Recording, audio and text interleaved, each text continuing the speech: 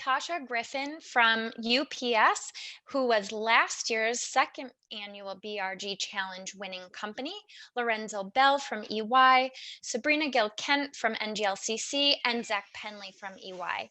Thank you all for joining as judges today.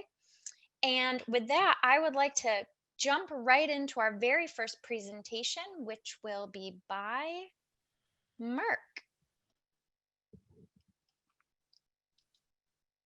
All right, so I need to figure out how to share my screen. Okay, I see green button, share screen, share slides, share, okay. Redundancy built in, this is foolproof, I love it. Hopefully you are seeing, can I get a thumbs up or a wave if you're seeing slides? Yes, excellent, thank you so much. All right, I'll get started. Thank you all for having Merck at this year's pitch. I'm Jason Hoare. I'm the global lead of the Merck Rainbow Alliance, our LGBTQ and allies employee business resource group. Timer hasn't started on Maxine's, so I'll start mine. So we are really excited to share with you today about the Merck Rainbow Alliance and all the work that we do with supplier diversity. I have had the opportunity to be the global lead for the last 2.5 years. And so there's a lot that we can cover about the events that we've done in 2019 and the pivot to virtual in 2020. Merck, if you don't know, is a pharmaceutical company. For more than a century, we've been inventing to solve some of the greatest challenges to people's health and well-being around the world. We share a vision and a mission to save and improve lives. Headquartered in New Jersey, we operate in more than 140 countries worldwide, Merck in the US and Canada, and MSD outside the US and Canada. Merck has 71,000 employees. The Merck Rainbow Alliance started in 1999. We're celebrating 21 years this year, LGBTQ and ally employee business resource group that focuses on building an inclusive workplace that supports a vibrant community, focused on professional development, business impact, and community outreach. We have 26 chapters and 1,420 members and growing. 3 years ago, we had 10 chapters, mostly US-based, and 250 members only. Exponential growth every year in building allyship and getting employees comfortable to join our community. Part of that success is our work with supplier diversity. Supplier diversity program creates economic opportunities for underrepresented communities, small minority, women, veterans, LGBT, disability owned. They are celebrating 35 years in economic inclusion and supplier diversity at Merck. In 2017, our company joined the $1 Billion Roundtable in recognition of spending more than $1 billion with diverse businesses. That gets you all up to speed on who Merck is. Our mission, patients are our purpose. That's why we pursue the best science and inventions in everything we do. Every breakthrough we create has the potential to build a healthier, more hopeful future for people everywhere, including you. Who is the Merck Rainbow Alliance? I told you about our exponential growth. Well, we have chapters in the US and multiple states at Merck locations, but we've grown into Latin America, into Europe, and to the Asia Pacific. We still have opportunity in being in a number of countries and different regions across the world, but I can't tell you, everything I present today is part of the great work, the phenomenal work that this growing team of LGBTQ and ally leaders does across the world in our company. It is phenomenal that the inspiration, the sense of inclusion, the sense of belonging that we can create together. We are not a monolith, of course. We are a diverse LGBTQ+ community, and I love that our leadership, that our sponsors reflect this across the globe. While I won't introduce you to everyone by name, we definitely look forward to working with NGLCC and partner businesses in the future, especially with the growth that we've had in Latin America and across Europe. I know there are organizations related to NGLCC there as well. So you asked the question, how does the Merck Rainbow Alliance impact the business, and how do we align with the business here at Merck? Well, it's around 3 core principles: business integration and insights, recruiting and talent development, and community outreach, business insights. Well, this year was the first year that we had a Pride logo. It took 5 years of ask with the company, and we got it working and partnering with our communications folks. Inventing for life is our tagline for Merck, and you can see here the Merck logo during Pride Month that was released this year. Our team in MRA is also working with the Next Gen Network to build in pronoun options into Workday. We are going to have a system that will include pronoun options and pilots starting in 2021 in collaboration with our generational EBRG coming together to get this done. We work routinely with our communications folks on our social media posts. We have the Science of Love during Pride Month this year, as well as Come As You Are, highlighting individual stories of being out in the workplace at Merck. You'll hear more about our supplier diversity initiatives on the next slide in partnership with Raul and the folks in supplier diversity. We also do best practice sharing in the company, so our delegation attends Out and Equal every year. And as we've grown globally, so has our interactions with these great organizations like Pride Connections and Ready in Spain. Recruiting and development. 3 years ago, we did not recruit at an LGBT-owned LGBT organization for early talent or otherwise. I can tell you now, this year we're 3 years at OSTEM, out in Science, Tech, Engineering, and Math, which is tomorrow. And we are a sponsor at that level. We sponsored this year out for undergrad engineering and Lesbians Who Tech. So we're really excited. Their conference is next week. We will be there. Development. We met Dr. Steve Iacovelli in Tampa last year. Steve Iacovelli, phenomenal, wrote the Pride Leadership book, has the Lions Leadership Program. We've had him do 2 talks internally this year as we pivoted to a virtual Pride. As well, we have 12 individuals that will participate in the program this year. Our team in Pennsylvania reads books, Read to Lead in their diversity reading program. We read Becoming Nicole at the end of last year, which is a transgender story of Amy Ellis Nutt. And we work with, I'm from Driftwood. We had them do a talk on storytelling earlier this year. Community outreach, of course, Pride marches like Philly Pride. We've also pivoted to virtual, so Work Pride, which is in the United Kingdom, and Pride Circle, which is in India. We sponsor a number of organizations through diversity and inclusion in our company, like PFLAG, Garden State Equality, and we do different walks like HIV/AIDS walks in Philly, New Jersey, and San Francisco. How do we interact with supplier diversity? Well, we attend the NGLCC national meetings. We love being there, interacting with the different suppliers. Like I told you, I met Steve Iacovelli. Our interactions with supplier diversity also helps in the organizations that they support. Sponsorship of HRC's Unite for Equality. I'm from Driftwood campaign for a number of years. And also book donations. Zaylor Stout's book, Our Gay History in 50 States. Supplier diversity was our funding partner, being able to donate 75 books to schools in New Jersey. Of course, we look to source our swag from LGBT-owned businesses, and Supplier Diversity Connection is what helps us find the organizations to purchase our swag from, like our Invent, Impact, Inspire shirts that we produced with our global talent acquisition team last year to highlight our pride at Merck. We do get recognition, and we hope to add this year's Pitch and Sip event to that. We are HRC 100 from 2013 on. There are other organizations like BEQ, Black EOE Journal, NBIC Best of the Best for 2020 or 2019. We've been recognized by Out in STEM in 2019 as the LGBTQ Employee Network of the Year. And in Japan, we brought forward domestic partner benefits at MSD Japan and were awarded with Work Pride Gold Award in Japan. Now, our story doesn't end there. This year, I received the 40 LGBTQ under 40 recognition by BEQ Pride magazine. And our Celeste Warren, the diversity officer at Merck, Chief Diversity Officer, Celeste Warren received the LGBTQ Ally Award from the PA Unity Summit. The work we do not only matters internally, it's exemplary externally as well.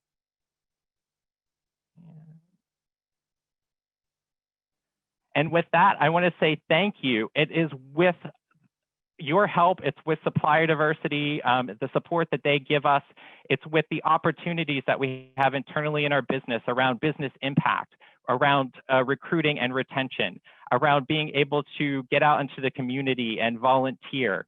It is with those support, with the global diversity and inclusion, with the opportunities that we have to participate in the NGLCC events annually, that we're able to bring forward diversity, inclusion, and belonging at our company. We're able to connect across companies. We're able to inspire. We're able to, as we say at Merck, invent, impact, inspire.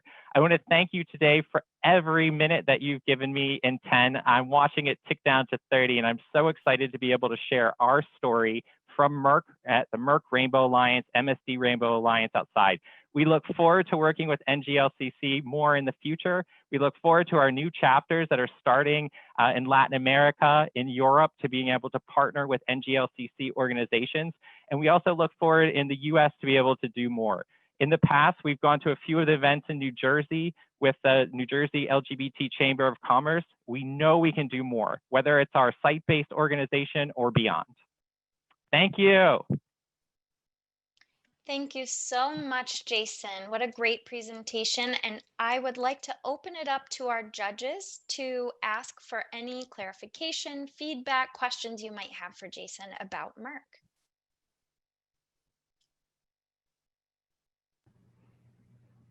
Yes, I can get you a shirt. I'll start. Jason, thanks so much for that presentation. I love how you clearly laid everything out into sort of the different columns at the outset, so we knew exactly sort of which pockets these were fulfilling in terms of community impact, cultural impact, and marketplace impact. And for those that are watching that aren't familiar, those are the three main things that the judges are looking out for. So I think that was beautifully laid out. I would love it if you could just jump a little bit into those development opportunities that you talked about. It sounds like y'all are doing a lot of great things internally. And I'm wondering, is that specific just to the BRG, or those company-wide opportunities? And sort of what does that look like from scaling on beyond this year? Yeah, definitely. So we're so excited to work with Steve with the Pride Leadership book. We did 2 talks by Steve. One was hosted by our UK chapter around resilience. Obviously, with COVID and everything this year, resilience is a key leadership characteristic to develop. We also did the 6 leadership principles: authenticity, courage, empathy, communication, relationships, and culture. Steve does a great job with them. Our Read to Lead book group read the book, and then Steve capstoned that and gave us a talk. And then we are enrolling people in the 8-week leadership program. Right now, it's sponsored through our BRG and Global Diversity and Inclusion. And what we're doing is we're building that out. As a company, we have a leadership development program for women as well as ethnic minorities. And so this is offering us the insight to be able to work with leadership and development to bring in that feedback, to show that there are these great, rich experiences that we can bring back into the company. So opportunity. Love that. Thank you so much, Jason. Thank you. Hey, Jason, thanks for that presentation. I was going to say how impressed I am that you actually made it exactly on the 10-minute mark. Sorry, I speak fast, but I love and I have a lot of passion, so thank you. And so you like a challenge. I did want to hear more about the Come As You Are campaign. I think that was really interesting what you mentioned about stories of folks being able to come out at work. So we've had a phenomenal relationship with talent acquisition and global comms for the last 3 years. I took over and I realized that relationship building is so important in the work that we do. And we're able to share our stories, whether it's video clips during Pride Month or in other forums. This year, they actually reached out and talked with a number of MRA members in the US and globally to give us representation. And being able to capture those story points of how they've been able to come out at work, how they've been able to feel a sense of belonging, or where they've overcome a challenge in their life, and Merck and working for our company was the right place for them. We were able to share those stories on Merck.com and MSD.com, which are our official Merck websites for the company. So not only are we internally, we're not just emailing our distribution list, we have this clear representation in our company on MSD and Merck.com, as well as on our LinkedIn and other social channels. That's great. Thank you. Zach or Lorenzo, any other questions from our judges team? Jason, great job. One question for me is in lessons learned in 2020, we're all looking at how we can connect virtually and keep the momentum going. What would be your biggest takeaways from how you were able to keep that momentum going and adapt to a virtual format with your BRG? I think, Pride Month is such a great example. Have we given up and just said we can't do the Pride events? That fills the month of June. But what we did is, so what new organizations can we work with? And one of those was Pride Circle in India. And they were doing a 21-day ally challenge. Let's bring that internal. Let's get our sponsorship from a franchise internally. Let's make a new partnership internally that way.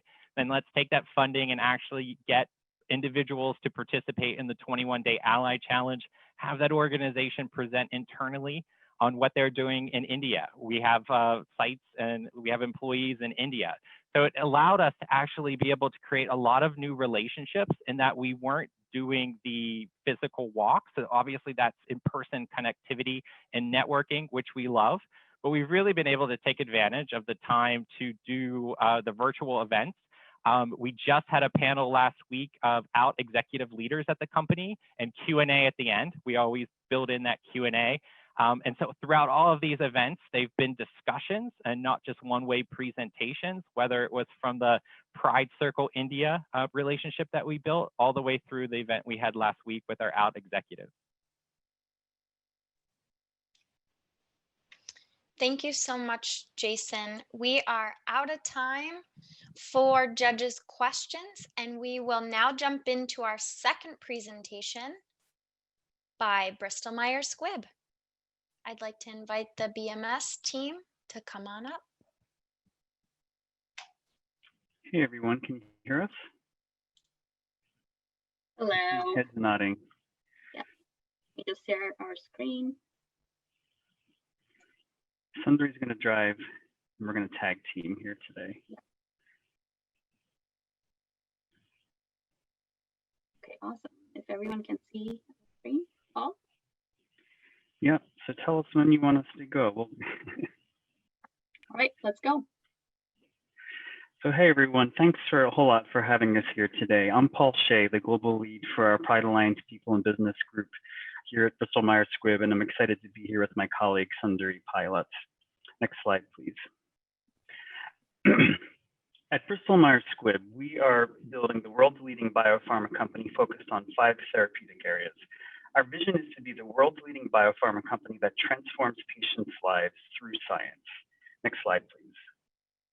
You can see our 6 company values here, and I'll highlight that all BMS colleagues are evaluated every year, not only on our deliverables, but also in how we deliver those results by living these 6 values. Next slide, please. Diving into inclusion a little more, D&I is a key component of our overarching people strategy. Our D&I mission is to create a powerfully diverse workforce and a broadly inclusive culture to bring out the best in every person and advance our company mission. Next slide, please. Our people and business resource group model is unique to most companies in the world. It actually starts with the role that I'm in as the full-time lead for Pride Alliance. I have the privilege of working full-time to develop and execute an LGBTQ+ business plan that drives employee engagement, shapes our company's culture of inclusion, and delivers business insights and results through marshaling the talents of an all-volunteer organization. I get to report directly to our Chief Financial Officer of the company, and I'm a member of the company's global leadership team. The business plan I developed is reviewed by the CEO and our Global D&I Council, and they actually hold me accountable to its delivery. Next slide, please. We have 8 PBRGs at BMS, and these are all my counterparts you can see here. This unique model with 8 full-time dedicated leads enables us to collaborate very closely together across our groups. For example, in January, Pride Alliance hosted a first-of-its-kind event at BMS, a panel discussion with LGBTQ members from our BOLD, OLA, and PAN groups to discuss the unique challenges faced by people of color in the LGBTQ community and how we can all be better allies to them. Next slide, please. Over 11,000 of our colleagues among our 28,000 global workforce are members of PBRGs spread across 45 countries. From a Pride Alliance standpoint, although we are 15 years old, we've grown rapidly in the past few years, and today it stands at over 1,600 members in 10 countries, with 23 chapters and more under development. And I'm proud to say that half of our membership are proud straight allies to the LGBTQ community. Next slide, please. This is a very high-level snapshot of our business plan, and I'll note just some of the highlights. Under workforce, we have a team fully dedicated to enhancing our company's culture of inclusion by addressing the issue of covering in the workplace, educating colleagues on what covering is, and creating tools to motivate uncovering. We also have a team of allies who drive efforts to create a much more visible and vocal ally community so that LGBTQ+ colleagues know they're in a welcoming space, and on educating allies on LGBTQ issues and how to be even better allies. From a workplace standpoint, we have a team focused on positioning BMS as the LGBTQ employer of choice in the biopharma space and attracting diverse talent into the company. And we have a benefits and workplace support team that works on everything from benefits design to transgender inclusive guidelines and gender neutral restrooms to any other needs LGBTQ colleagues might have to fully engage in the workplace. From a marketplace standpoint, we have several activities we are driving to positively impact LGBTQ+ health at the national and global levels that I will talk more about in a minute. We're also working on driving LGBT+ inclusion in our own clinical trials, which we believe would be the first of any company in the industry. And we have a very strong partnership with our supplier diversity team to drive business results in that space that I'll now turn over to Sundari to discuss in more detail.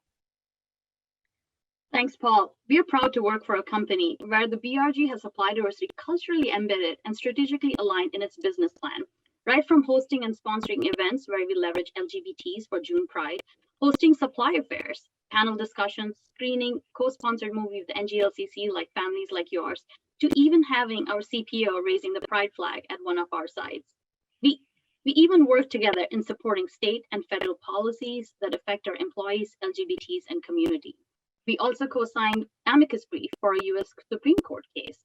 Pride Alliance continues to collaborate with supply diversity and actively work with NGLCC, from investing in programs to participating at the conference. Last year in Tampa, we had over 35 BMS employees participate as well as volunteer at the conference alone. We also actively engage with Tampa Bay LGBT Chamber and IBA. Coming back to supporting LGBTs, because of the work and close collaboration, not only did we win the NGLCC's Corporation of the Year Award in 2019, but also in BMS in 2020 has raised its projected full year LGBT spend by 112% over its 2019 LGBT spend. And we are on track to achieve 2020 LGBT goals with about $11 million in spend, which is huge. As background, in comparison from 2015 to 2020, BMS spent with LGBTs increased by over 2,140%. Some of our success stories circle around few LGBTs mentioned here, especially in times of COVID-19. AMI has been one of our larger meeting planners, and when COVID hit, we needed a virtual partner. AMI was not only able to pivot their business, but expanded their services because of the investment from BMS. Brand Pride has been a preferred supplier for procurement and the BRG, but now are also one of the preferred suppliers for across the company. Thanks to Bustard Advertising, we were not only able to participate, but also sponsor the virtual National Trans Visibility March a few months ago. And we continue to engage together for our award-winning Power to Impact program in our community outreach events, as you can see here. And we've had 5 large collaborations from last summer. This has been important in uplifting underrepresented communities, bringing awareness, and push for inclusion. Back to you, Paul. Thank you, Sundari. Now imagine for a moment receiving a life-changing cancer diagnosis, but not knowing whether your healthcare providers were fully trained on your unique health needs that could impact your prognosis, or even if they would respect you and incorporate your chosen family at this most critical time. With BMS being the leading oncology company, Pride Alliance is uniquely positioned to work to address health disparities experienced by our community, the goal of improving LGBTQ lives and life expectancies. I'm excited to share just 2 of our initiatives today. The first is focused on patients, to raise much broader awareness of the health disparities experienced by the LGBTQ cancer community. No large-scale study of this community has ever been conducted. And so we've partnered with the National LGBT Cancer Network to study these patients and their unique needs and experiences. This is actually nearly a $100,000 investment, which our supplier diversity organization is an internal co-sponsor of. And we hope to complete this study in time to publish papers and posters at the world's largest oncology conference in June, called ASCO. By shining a bright spotlight on the experiences of LGBTQ cancer patients, we aim to motivate the healthcare system to enhance their practices to better meet the needs of our community. Next slide, please. Our next initiative is focused on the oncologist community. The Moffitt Cancer Center in Tampa, Florida is a leader in the field of LGBTQ cancer research, and they have developed the first of its kind training specifically for oncologists on the unique needs of LGBTQ cancer patients with cultural and medical specific needs. This year, Pride Alliance and the BMS Foundation have partnered with Moffitt to study the effectiveness of this training in a randomized clinical trial involving 600 oncologists nationwide. This is a $350,000 investment that we hope, pending positive trial results, will show that this training is effective at enhancing oncologists' knowledge and capability in optimally treating the LGBTQ community. Once the study is complete, the training will be offered to all oncologists nationwide and beyond, and adapted to other types of healthcare professionals. In fact, if you were to go to the BMS.com homepage right now, you will see this study and this great work being featured there. Next slide, please. We were able to accomplish all of these things and a lot more that you saw in our business plan earlier, even during the COVID pandemic this year, and most of us working from home, and have really made a meaningful impact on our company and patients. I want to end with BMS and our 5 big commitments that we've made recently to address health equity and diversity and inclusion more broadly, and to address broader systemic issues with a $300 million investment. As we pivot beyond 2020, Supplier Diversity and Pride Alliance and all our people in business resource groups and businesses have made a commitment to spend $1 billion on diverse-owned businesses globally that include LGBT by 2025. Next slide, please. In conclusion, I just want to say thank you to everyone for your time today, and thank you for your consideration. Great job, BMS team. Thank you so much for that presentation. We now will have 5 minutes for our judges to ask questions or get clarification. Why don't we start with you, Lorenzo, with any questions you might have? Sure. To the BMS team, congratulations and great job, great work, great presentation. Thanks for sharing the great work that you're doing with LGBT businesses, diverse business, and how you collaborate with the supply diversity team. Quick question. So can you provide some examples of how you collaborate with the supply diversity team to develop LGBT businesses? Sundar, do you want to start that one off? Yeah, so I can start off that.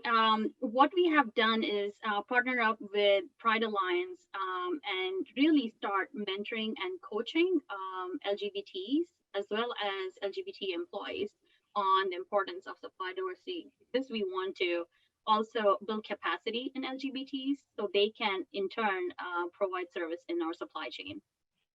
So this is one of the examples that we have. And of course, utilizing preferred suppliers or existing suppliers, which is key within our supply chain. All right, thank you. Zach, would you like to jump in next? Yeah, fantastic presentation, and I have to commend you for recognizing some of the LGBT BEs that you've actually done business with, and I think some of them are actually listening in on the pitch competition. So fantastic. I am curious, just given how much we're seeing around intersectionality and the importance of working with other diverse groups and BRGs within your organization. Can you talk to me a little bit about how you've been collaborating on issues of like anti-racism? And other initiatives as well? Yeah, I can start with that. I'm really proud to say that, we didn't start doing that in response, frankly, to all the events of this summer. We started in the beginning of 2020 thinking about how we could all work together across our PBRGs. The event that I highlighted in January is just one example of that. We recognized that there was an important need to have a conversation about, hey, what are the communities of color within the LGBTQ community experiencing? What unique challenges are they facing? And we had a conversation in the company that was super well attended, and frankly, that people said they had never seen anything like it before than the company. We also worked closely during June Pride Month. June Pride Month happens to coincide with the Juneteenth day, which is an important day in the Black community. And so we worked with our BOLD PBRG organization, not only to cross promote that, but also to bring in the LGBTQ perspective. We had a number of panelists who were BOLD members, and including an LGBTQ perspective within that, to kind of share with the BMS community, again, have some real talk, frankly, about what our Black colleagues are experiencing both within BMS and outside of the four walls, so to speak, of the company. Before the pandemic, we used to literally all sit across from each other and pop our heads up and talk about collaboration opportunities all the time. Now we have to be more intentional about those. But those are things that it's basically a part of our jobs, to find those and to bring those ideas to life. Thank you. Latasha, would you like to jump in? Yeah, thanks. One quick question. So I think you mentioned in one of the slides that you guys participate in workforce recruiting efforts. Could you tell us a little bit about how you participate in that? Yeah, it's actually, not unlike what Jason was saying. This is a relatively newer area for us as well. And for us, for the first time, we've engaged in a number of recruiting opportunities this year. For us, they have been RAMBA, reaching out MBA to focus on non-STEM opportunities. And in the STEM world, we're also going to the STEM conference. That's tomorrow, OSTEM. We hosted our first ever BMS internal transgender targeted recruiting affair with IBA and Transwork in collaboration with IBA and Transwork, based, so targeting the Philadelphia area community. And we also did our first ever LinkedIn campaign during Pride Month, advertising roles at BMS targeted to the LGBTQ community for roles that we had at that time. And it actually yielded, so far, I believe the number is 3 new colleagues from that campaign alone. But there's a lot more people still in the process of interviews and conversations and things like that. So those are a few examples, even though this is a relatively new space for us. Thank you. Sabrina?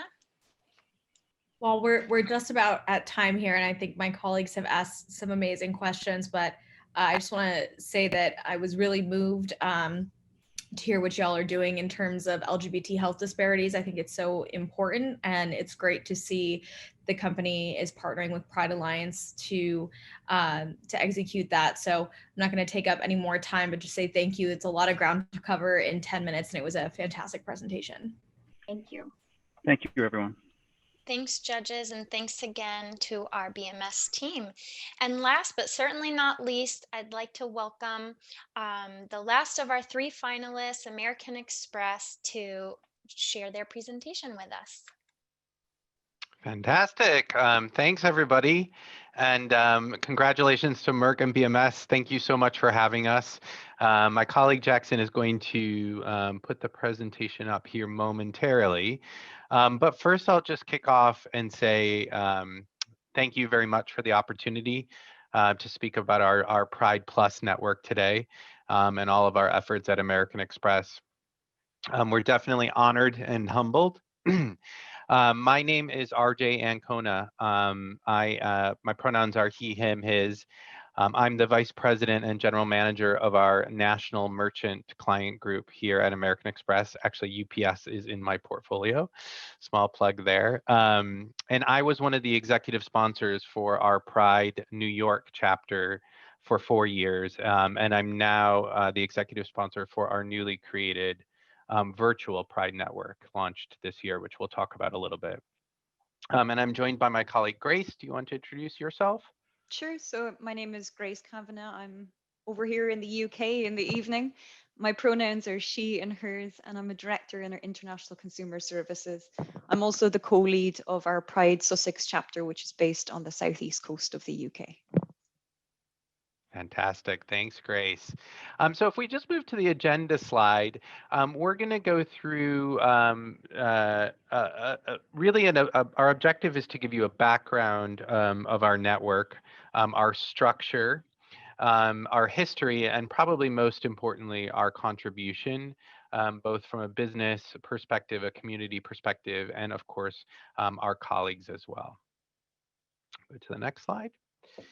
So just a brief history on the American Express Pride Plus network. So we were founded in 1995 at the company's New York City headquarters. We are now present in 12 countries, which includes all of the countries where American Express operates with more than 750 colleagues. But actually we support 16 chapters. And we'll list those out in a few slides. But I think the important thing to note here is we are growing and growing every year. Approximately 72 colleagues hold official Pride Plus positions in our organization. So they're either co-leads, they head up certain task force within the Pride Plus chapters. And ultimately, we're now supporting over 50,000 colleagues worldwide at American Express. Go to the next slide. So our mission statement is really clear. It's to cultivate a globally inclusive and supportive environment for lesbian, gay, bisexual, transgender, queer or questioning, intersex, and asexual or allied colleagues. And really it's so that they can perform to their fullest potential. As we've said in the submission that we made, we focus very much we have a very strong internal focus in making American Express a great place to work. But this also extends to our interactions with our customers and definitely with our shareholders, family and friends, and then most importantly, also our community around us. So we'll talk a little bit about that as we go through. Over the past 5 years, we've also really stepped up our external focus, supporting company-wide efforts to really drive positive change, including some of the items referred to in our submission, such as our supplier diversity program, as well as really public support on some policy development, such as signing on to the amicus briefs in the U.S. Supreme Court cases, which of course you're all familiar with, and eventually, really focusing on the countries where it is still very much illegal to be gay or to be transgendered. And so how do we support our colleagues there? You'll see on this slide here, we have a global leadership and network structure, which really starts from the top down. So we have 2 global executive sponsors, Laureen Seeger, who is our general counsel, but she also sits on our executive committee reporting into our CEO, Steve Squeri. And that's really important to us because Laureen is very much our champion at the executive committee level and provides us funding and also is an advocate for us with our the head of our HR department as well as our chief marketing officer. So she really helps us at that very, very senior level make sure that we're getting the support we need from a Pride Plus perspective. And then Tim, who you'll see on the right-hand side of that slide, also works in our general counsel's organization. And Tim has done a lot of work in making sure that all of our colleagues across the organization, including in countries like India, have the policy and the local support that they need to be able to be out at work and feel comfortable doing so in some countries where it is still very much taboo or illegal to do so. And this has a really big top-down impact on our culture. We have 2 global committee leads, Derek Davis and Jackson Welch, who's also on the line. Derek and Davis, their sole job in Pride is to keep us really focused on alignment, making sure that we're coming together as global leads and that we're advancing our mission throughout the organization. And so you'll see all of the various 16 chapters that are called out here, including the chapters that both Grace and I are representing on the right-hand side. So with that, I will turn it over to Grace.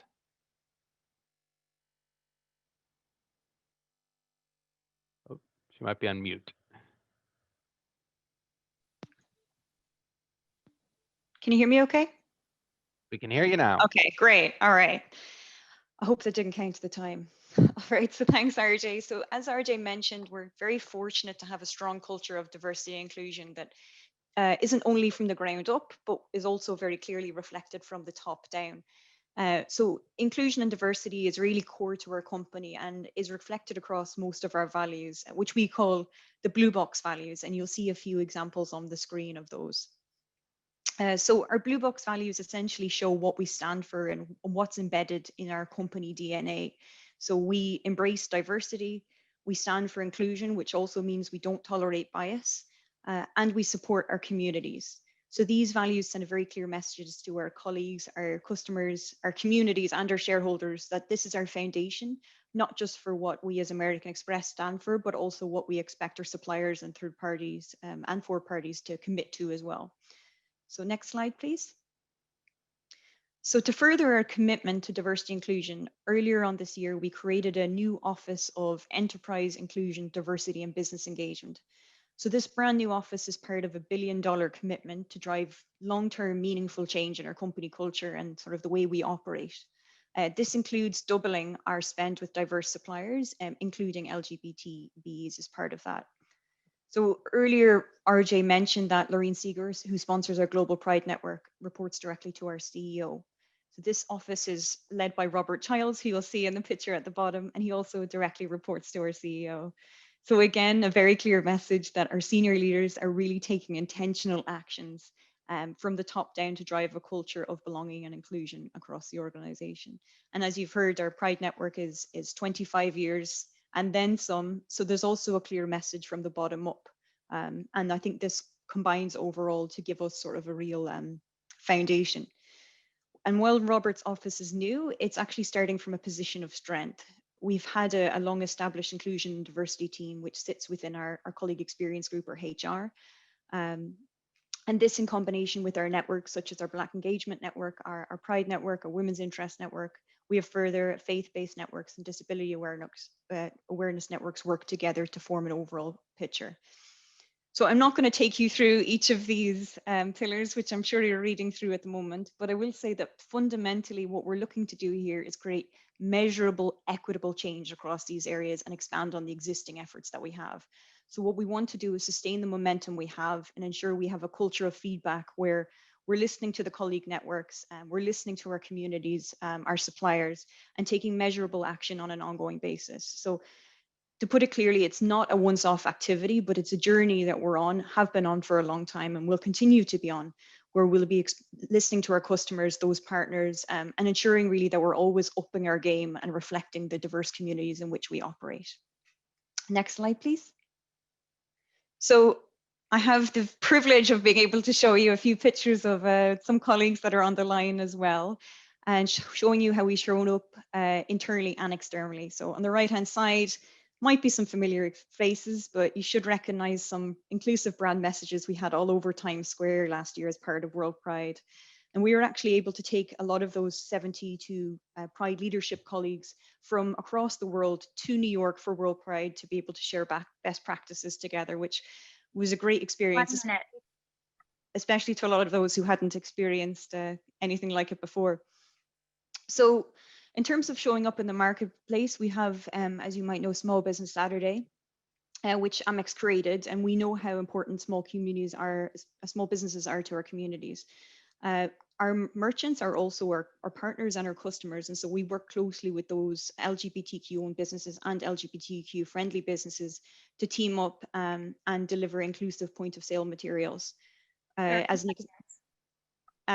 an example of some of the other cultural messages we've been able to share, we've been able to do a walking tour this year of Christopher Street in New York to colleagues in Japa and beyond to learn the history of Stonewall. So what we've actually found is the pandemic has provided more opportunities to bring our international colleagues closer together and include colleague-led informal trans and non-binary support groups with participants from Salt Lake City to the Philippines. So hopefully what you've seen, final slide, is we're having a combination of enterprise change and global pride events to accelerate a strengthening of company culture.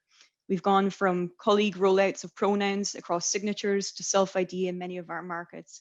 And in terms of community change, we continue to advocate for external policy shifts across the globe. So finally, as I'll just say that as to the future, there's always more work to do, but what matters is the commitment to the pace and the measurable action taken. So we'll continue to challenge the status quo at the forefront of diversity of inclusion, and I suppose remain organized, united, and look to the future. Thanks very much. Thank you so much. That was a great presentation by our Amex colleagues. I really appreciate it. Let's jump into 5 minutes of judge feedback. Zach, will you kick us off? Sure. And Grace, thank you for joining so late in the evening. Great to have you. I thought it was fantastic that you highlighted some of the executive level sponsorship that you see across your organization. That's really important. One thing I'd like you to expand on is you talked about looking for measurable, equitable change, not just doing one-off things. What are those metrics you're looking at? What are those things that you're trying to look at that you can actually measure to show that you're making progress? Sure. So I can chime in here, and maybe RJ, you could add afterwards. So self-ID is a huge part of that. Self-ID is an initiative we're launching across the majority of the markets where we have kind of big colleague bases. So what that means is colleagues will be able to voluntarily self-identify as being part of various different gender identities, having disability, or in different markets, perhaps gender identity. So there are a number of different types of sort of demographic information we'll look for people to voluntarily give. With those metrics, what that enables us to do is to really kind of get to the heart of a lot of information about retention of colleagues, about recruitment, about how people feel in terms of do they belong in the workplace. So that's just one part of it, but we also have a lot more metrics in terms of our diversity of suppliers and those things there. RJ, would you like to add to that? Yeah, Grace said it great. The only thing I would add is, you've probably seen some of our financial commitment that Grace mentioned in terms of, grants and external investment that we're making. We're also looking at how multicultural marketing and diversity and inclusion and diversity shows up in our business. So through all of our marketing efforts, as you can imagine, American Express has quite the marketing engine. So one of the ways we will be measuring success of Robert Child's organization is also how we integrate inclusion and diversity into a lot of our business activity. Thank you. Latasha, would you like to jump in? Hey, yeah, thank you guys for that wonderful presentation. And I'm not sure if I should recuse myself from judging since we are customer. But anyway, I'll be impartial, I promise. I'm wondering how your team, how the BRG specifically works with supplier diversity to increase LGBT spend specifically, not just the diverse spend overall. Sure, I can give an example in the UK, and then maybe RJ has one in the US. So in the UK recently, what we've been doing is we've had a great opportunity in a way because we've had a lot of physical Pride celebrations cancelled.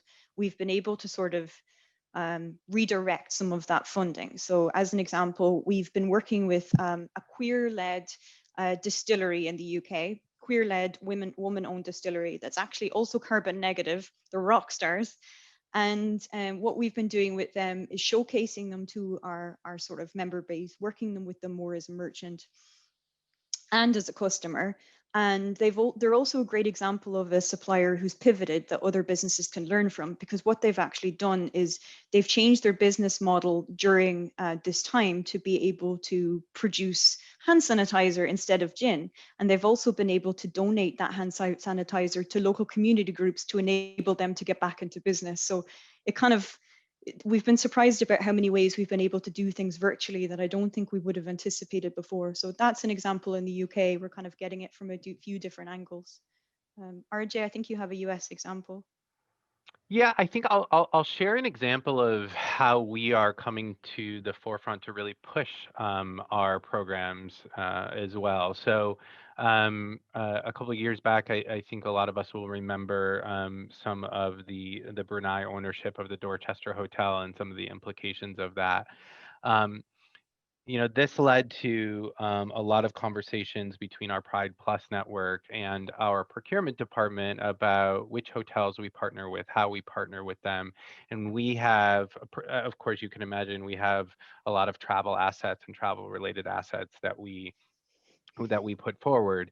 I will say that all of this is a work in progress in terms of how we incorporate and how strict we incorporate inclusion and diversity into every single partnership agreement, but it's caused a very clear focus on it that has been, a multi-year effort. I think we still have so much more work to do, but it was the Pride Plus, really the managers and a lot of the participants of that network that really put a lot of pressure on our procurement and even our partnership programs to really look at this much more closely. So that's another way I would say that we're looking at it from a bottoms up. Thanks so much, RJ. We are out of time for judges' feedback, and with that, we will move the 4 judges to a breakout room to deliberate. And while they do that for about 10 minutes or so, I would like to invite 2 representatives of our honorable mention company, Verizon, to join for a discussion with me about their efforts. Verizon had a strong application this year. We're so proud to invite them to speak with us as an honorable mention for the BRG Challenge. Could I have Irene and Emma unmuted? Are you there? Okay, great. Hello. Hi. Hi. Nice to virtually meet you, and congratulations on being this year's BRG Honorable Mention Company.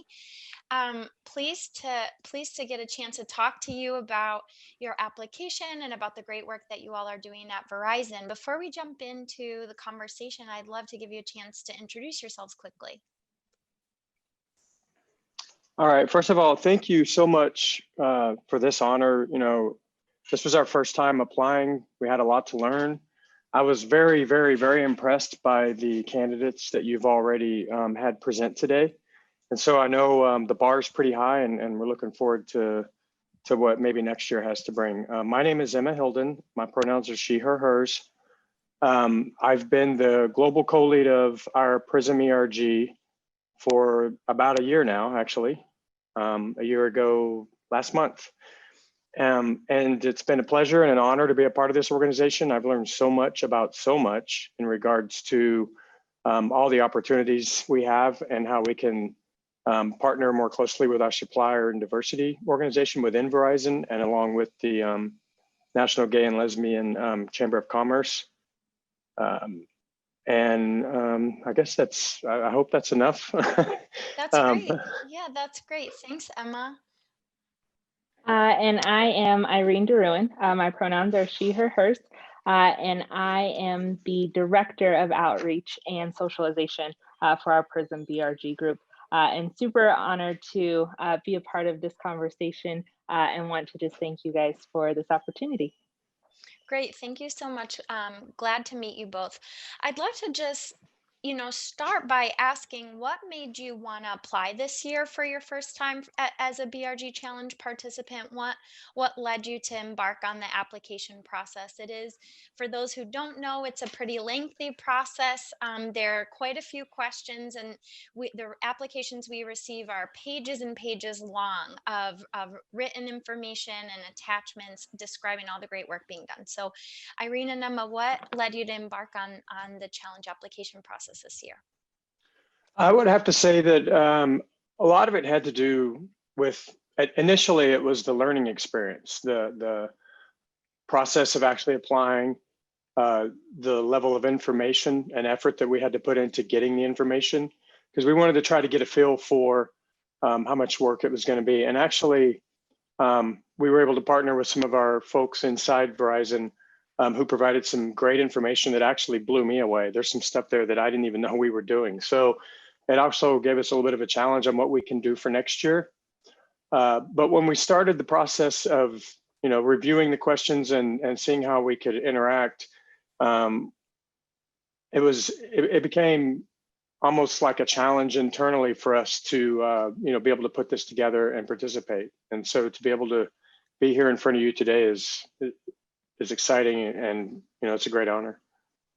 That's such a good point, Emma, because the application almost requires you to really take stock and do an internal inventory of all the great work. So that's something I've heard before at previous challenges, that people in working with their supplier diversity to fill out the application and really gathering all the info become blown away. You wonder how you get it all done in 40 hours a week, right? Right. Irene, anything you'd like to add there?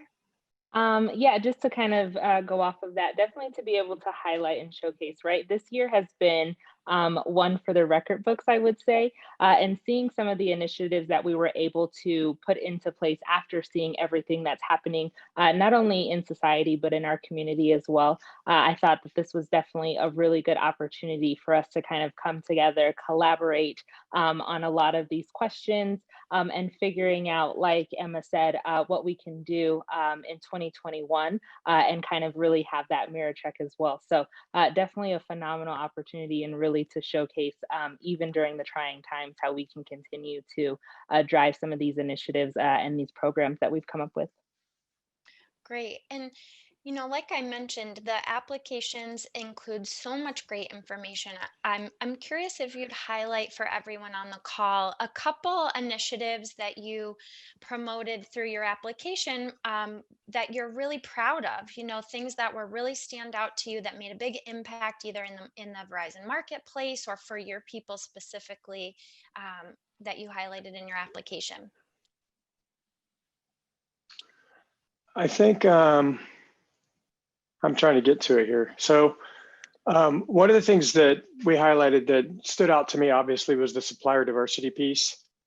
So over the last 6 years, we've partnered with the supplier diversity team to enhance the strategic relationship with the NGLCC, and also increase our company outreach and engagement with certain businesses.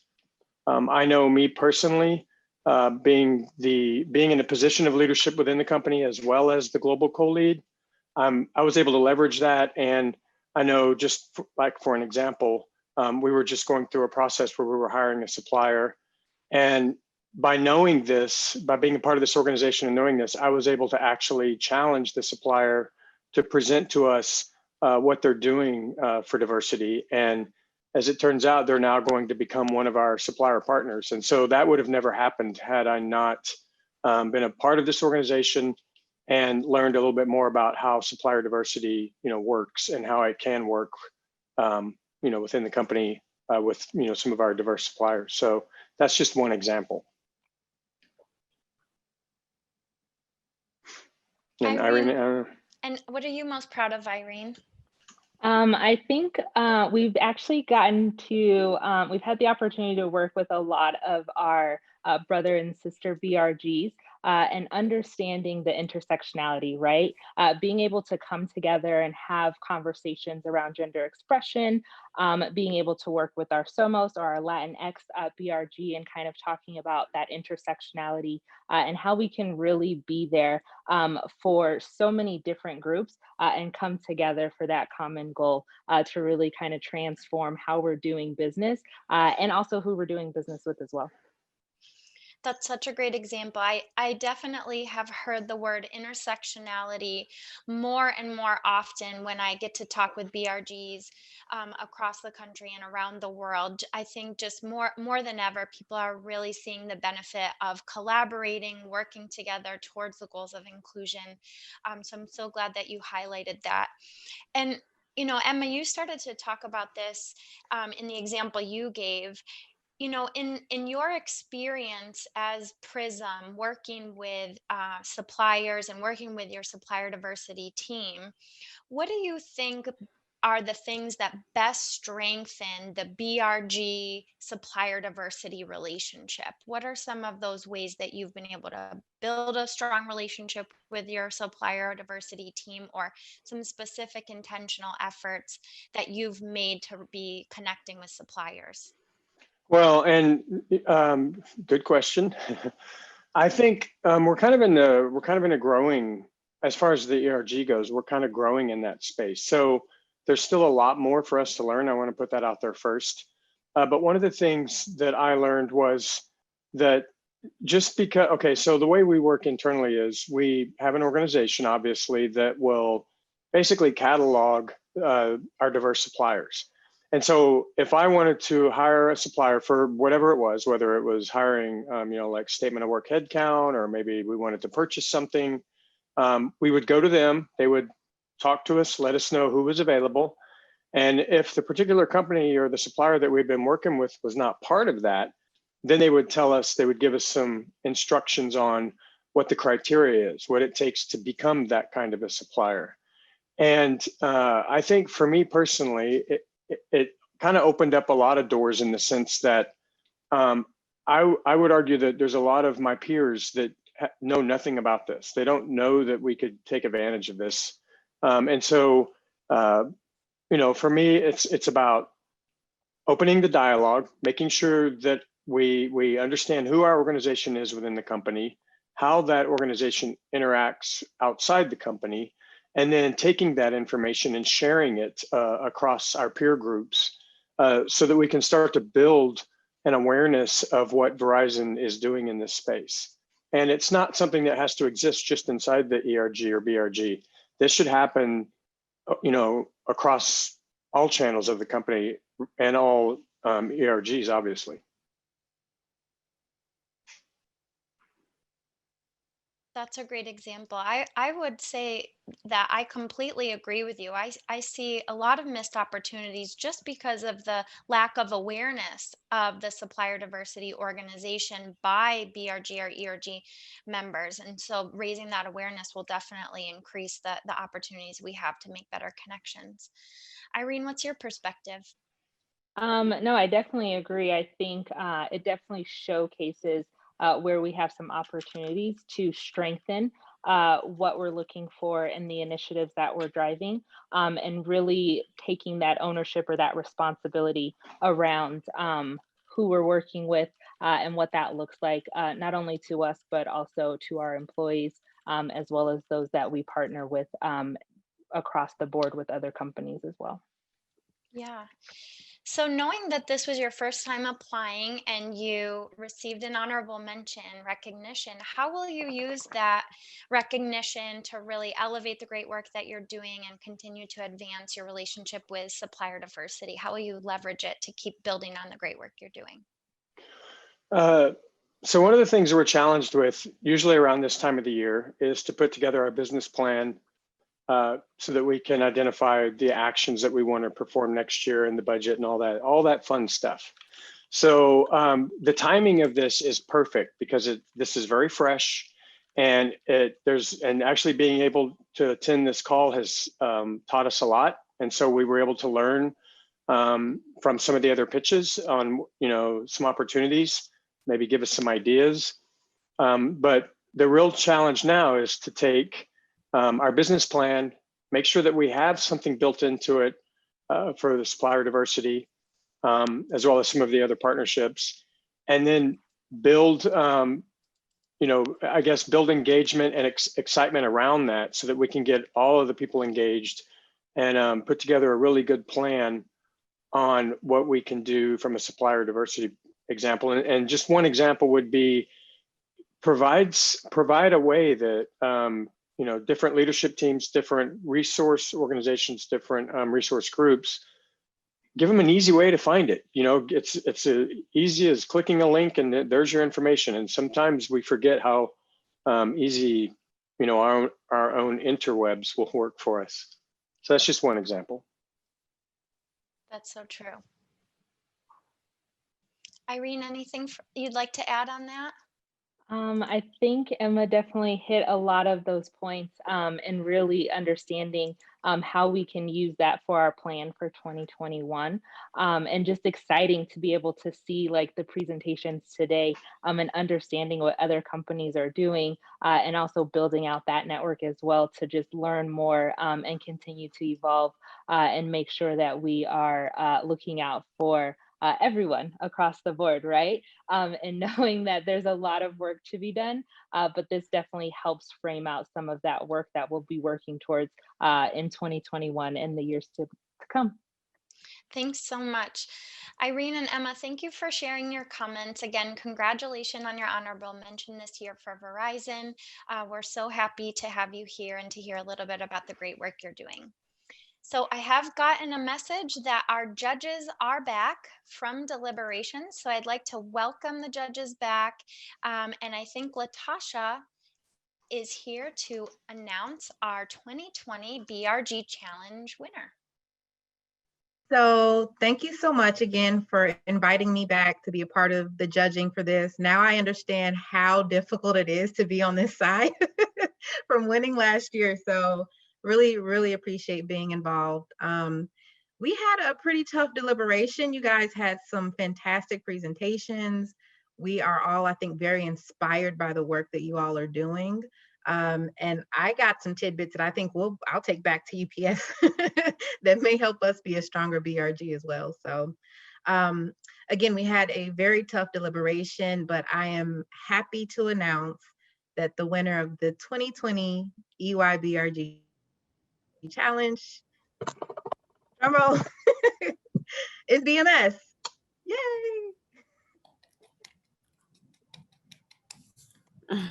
Wow, thank you, everyone. This is amazing.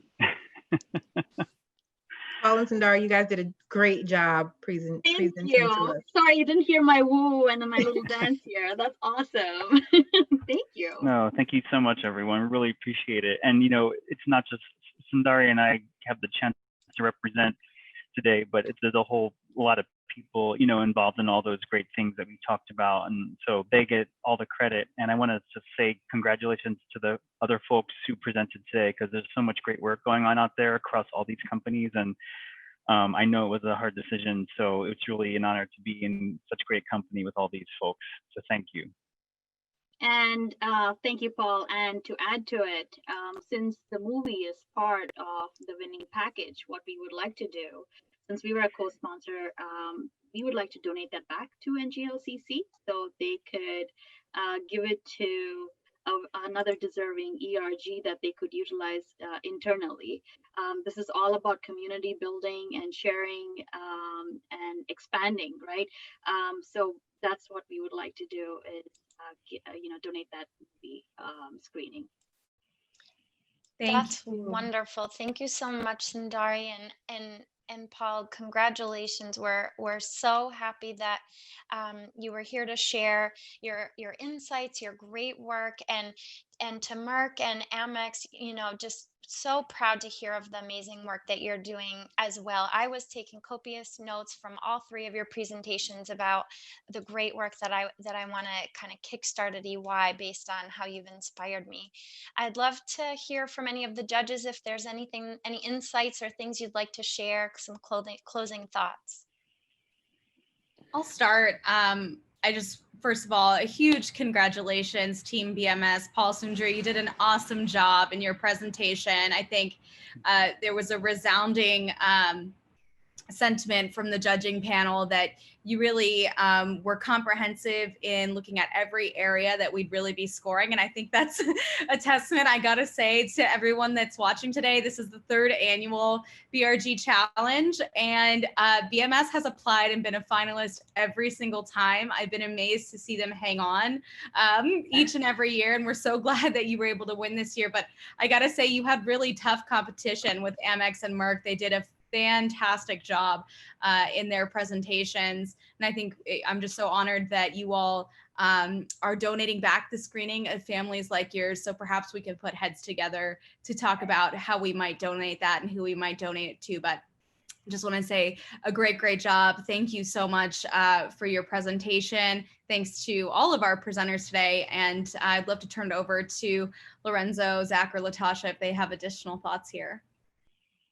I'll just, again, congratulations to you all. BMS, I think, you know, the demonstration that you have of supporting LGBT BEs really shown through, that you've embedded that in your culture, and the spirit of inclusivity and diversity is through everything you're doing, from the LGBT clinical trials to actually spending money with these small BEs. So keep that up. And to the rest of you, I would say encourage you to continue to look for ways to support those small businesses and do business with them and continue to put your money where your mouth is. But really fantastic insights today. And I'm just so glad I got to hear from all of you. Thank you.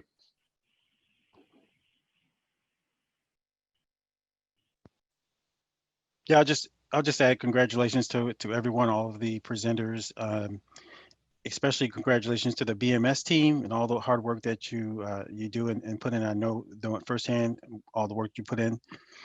Congratulations to Rondu, Vincent, and Paul, and all of the team, and I look forward to continuing to collaborate and partner with you on building supply diversity in our BRGs in the near future. Thanks. Thanks so much to our judges, to all of our presenters today, to all of our participants for listening in. I'm sure you were writing down tons of great ideas that you'll bring back to your own BRGs. Thank you to everyone. And I'd like to turn it over to Greg once again for some closing remarks from NGLCC. Great. Well, thank you. Congratulations again to BMS. That is so exciting. Third year is a charm. And also to all the other applicants. As we move forward to close out today's amazing event, I would like to thank our partner again, EY, for your support in this program. It is building, it is impactful, so thank you for that. And also special thank you to you, Jamie, for moderating today's discussion, and then of course our panel of judges. As you heard today, the work that every BRG embarks on is unique, it's impactful, it's intentional, and it is necessary. So don't stop, just keep building your programs. We hope today's presentations have provided some useful tools that you can take back with you to your own respective companies. I would also like to remind you, as Justin has posted in the chat window, next week is an exciting week for the NBIC family. We have the NBIC Unity Week. It is full of intersectional programming and some exciting entertainment as well. You can register for any of the events by visiting www.nbicunityweek.org. With that said, I thank you and I wish everybody a wonderful evening.